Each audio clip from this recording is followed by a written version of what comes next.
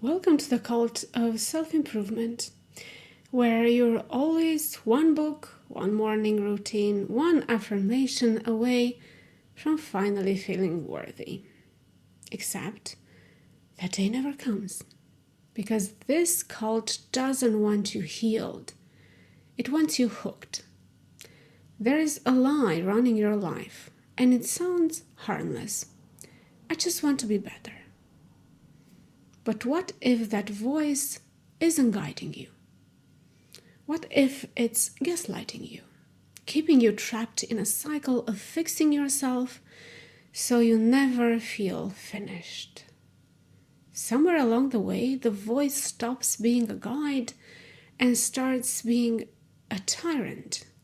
It turns your whole life into a to-do list. It makes you feel guilty for resting, anxious for slowing down, ashamed for just being. And suddenly you realize you've been improving yourself for years and you're still not at peace. I know that voice. I lived by it for a long time. I turned self-improvement into a religion. I journaled my growth. I optimized my habits. I tried every version of becoming my best self. But the more I tried to improve, the worse I felt. Like I was always one upgrade behind my own worth. It's exhausting, isn't it? You spend your whole life trying to fix yourself, and in the process you start to believe that broken was what you were all along. Self-improvement has become the most socially accepted form of self-rejection. It disguises itself as growth, but it's often just shame in a new outfit. And the world loves that version of you, the one that's endlessly striving, consuming, endlessly busy, trying to earn a sense of enoughness. Because here's the secret. If you ever do feel enough, they lose you. The economy of self-doubt collapses. Every ad, every influencer, every success mindset podcast thrives on one underlying message. You're almost there, but not quite. You could be thinner, richer, smarter, more mindful, more productive. You could finally be the ideal version of yourself if only you tried a little harder. And so you try. You set goals, you track habits, you manifest, you meditate, you hustle. You treat life like an app you're trying to update. But every update just comes with more bugs, more anxiety, more guilt, more confusion. Because the truth is, you're not broken. You just live in a culture that profits when you believe you are. Erich Fromm, a psychologist who saw this madness decades ago, warned that we've turned ourselves into products, not people. He said the modern human's greatest fear is no longer death, it's being irrelevant. It's being irrelevant. We've learned to market ourselves the way companies market soap, with the same promise, new and improved. And the result? We stopped being human beings and became human brandings. We polish our personalities, we curate our images, and we call it authenticity. But it's not authenticity, it's marketing with a nervous system attached. Alan Watts, the philosopher who made people uncomfortable in all the right ways, called this the improvement treadmill. He said, you can't get rid of your ego by making an effort, because the very effort to improve is the ego. That really hit me, because that's exactly what the self-improvement industry never tells you. That the part of you obsessed with progress is the same part keeping you trapped. The harder you chase your highest self, the further you drift from your real one. But it's not your fault. You were raised in a system that worships performance, from school grades to performance reviews to followers to analytics. Every measure of worth is external. So of course you learn to measure yourself that way too. And the idea of just stopping feels wrong, even lazy. Because we've been told that stillness is stagnation, and slowing down means you're falling behind. That accepting yourself as you are means giving up. But what if that's the biggest lie of all? Carl Rogers, one of the most compassionate psychologists to ever live, found that real growth only happens when we accept ourselves without conditions. He called it unconditional positive regard, not just for others, but also for ourselves. Meaning, the paradox of change is that it begins the moment we stop demanding it. You can't heal from self-hatred by using more of it. You can't evolve by declaring war on who you are. That's why most healing never feels like healing at all, because we're doing it from a place of self-disgust. We're not transforming, we're trying to prove. I used to think if I worked on myself long enough, one day I'll wake up fixed and confident, peaceful, wise, the kind of person who had it all figured out. But that day never came, because self-improvement is a moving finish line. The moment you hit one milestone, your mind whispers, okay, now just fix the next thing.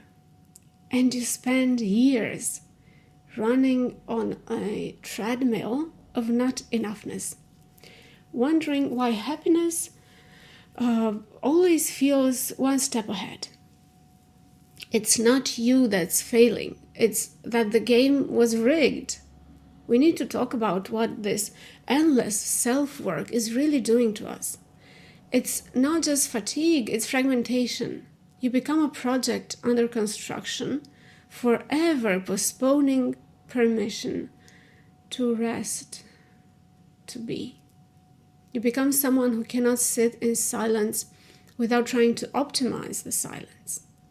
Even your spirituality becomes a competition. Did you meditate today? Did you journal gratitude? Did you heal your childhood trauma yet? No, I haven't healed it yet, and I never will. Can we please just give it a rest now? We've turned being human into a checklist.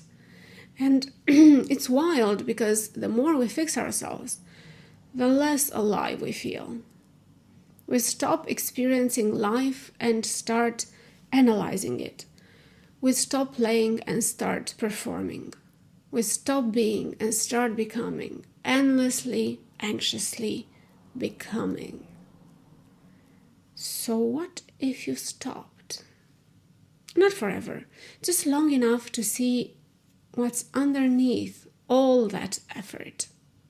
When you stop improving, you start listening to what's there. And what you hear at first is uncomfortable. There's boredom, sadness, restlessness, fear, the voice that says, if I stop trying to be better, I'll fall apart. But that voice is lying to you. It's the voice of fear, not truth. If you stay with it long enough, something softer appears underneath it. Your actual self. Not the one you're editing or branding or fixing. The one that was there before you started performing. The one that can breathe without earning it. That's where real growth begins. Not in control, but in surrender. You cannot think your way into peace. You can only relax into it. Does that mean you should never grow, never evolve, never want more? Of course not. Growth is natural. Obsession, however, isn't. Plants grow because it's their nature, not because they set quarterly goals. They don't measure their height or compare themselves to other plants or other trees or hire a life coach. Thank God. They just receive light, stay rooted, and expand when it's time. And you're no different. So the question isn't, how can I improve myself? It's what part of me is already growing that I keep getting in the way of. Because maybe the problem isn't that you're not doing enough. Maybe it's that you're trying too hard to earn what was supposed to be unconditional. You don't need to become enough. You just need to stop living like you're not. If you want to change your life, start with awareness, not war. When has war ever solved anything? Especially war against yourself.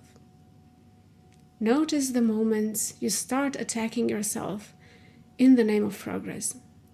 Notice how your mind uses improvement as a shield against self-acceptance. And then just breathe. You don't have to fix this moment. You just have to be in it. Peace isn't a reward at the end of self-discipline. It's what appears when the war inside you stops. So maybe today, don't read another self-help book and don't write another list of goals. Don't try to rewire your brain or manifest your future. Maybe just sit quietly and ask yourself, who am I when I stop trying to be better? If you listen long enough, you'll feel something strange. Relief. Because deep down, you've been tired of fighting yourself and you've been craving permission to just exist. And I promise you, that permission was always yours to give. You are not a self-improvement project. You are a living, breathing being. And you don't need to earn your right to peace through productivity. The moment you stop chasing better, you start becoming real. That's when life stops being a performance and starts being yours again. So stop self-improving for a while. Start self-remembering and self-allowing, because that, not perfection, not progress, is where true power begins. If this hit you where it hurts, just breathe. You don't need to change a single thing tonight. You've already done enough. Subscribe, stay wild, and remember, you're not falling behind. You're just finally stepping off the treadmill. Thank you for being here with me today. Hope to see you next time too.